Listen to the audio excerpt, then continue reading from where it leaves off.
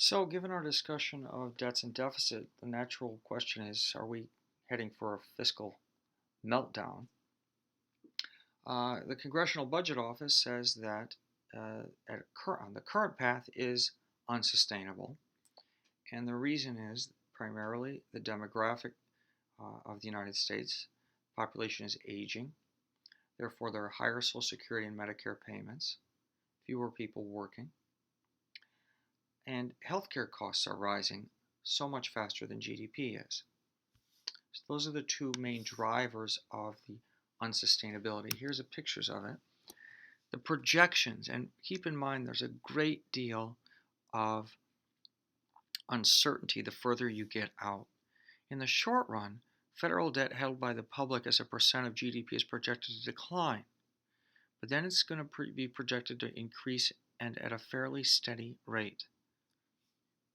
Obviously, no one knows, and it's very likely that the numbers that will actually occur in 2085 will be nowhere near that percent. But that's just merely saying at the current path, this is where we're headed. So, what's driving it? Well, over the past 40 years, spending and revenue have fluctuated around 18% of GDP. Typically, remember, we've been running budget deficits, so spending has been a bit more than revenue. That doesn't necessarily need to rising debt to GDP ratio, because if GDP is rising faster than the annual deficit, you're going to be okay in that regard. Spending is projected to take off, though, after 2013, while revenue remains close to the historical level. And the main reason is Medicare and Medicaid. Okay, here's the projection of revenues: very slow and steady, faster and steady. Net interest is projected to rise rapidly because of higher interest rates. Federal spending on healthcare programs is supposed to rise quite rapidly. Social Security is going to rise over the near future, but then kind of level out as eventually the percentage of people who are elderly is supposed to level out as the baby boom passes into history. Non-interest spending is projected to decline as a percent of GDP. Why are Social Security and healthcare expected to rise? Well, the aging factor is explaining only through 2023, over the next 10 years or 9 years, only about 1/5 of rising healthcare costs. The rest being rapid increase in cost of healthcare, and about half of it due to the Obamacare, Medicaid expansion, and exchange subsidies. But over the following 15 years, that Obamacare effect is much smaller than the aging and excess cost growth effect.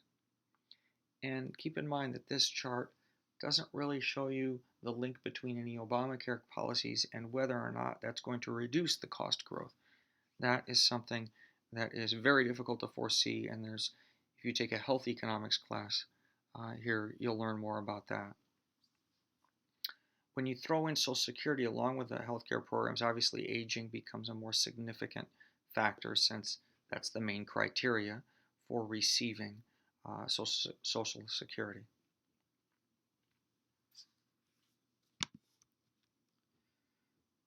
Okay, this is merely showing that in the past predictions of the debt to GDP ratio, are not necessarily any more accurate than current ones, because major changes have occurred throughout U.S. history. And that government spending at the national level this is national, local, and state, is about 36% of GDP, whereas in other countries it usually is higher. Although surprisingly, you may find that we're really not spending more as a percent. We're spending more as a percent of GDP than the Swiss and the Irish. but substantially less than the Nordic countries. Lastly, we'd just like to mention that the federal government, other than its budget impact, has immense influence on the economy through regulations, including environmental regulations, health and safety regulations.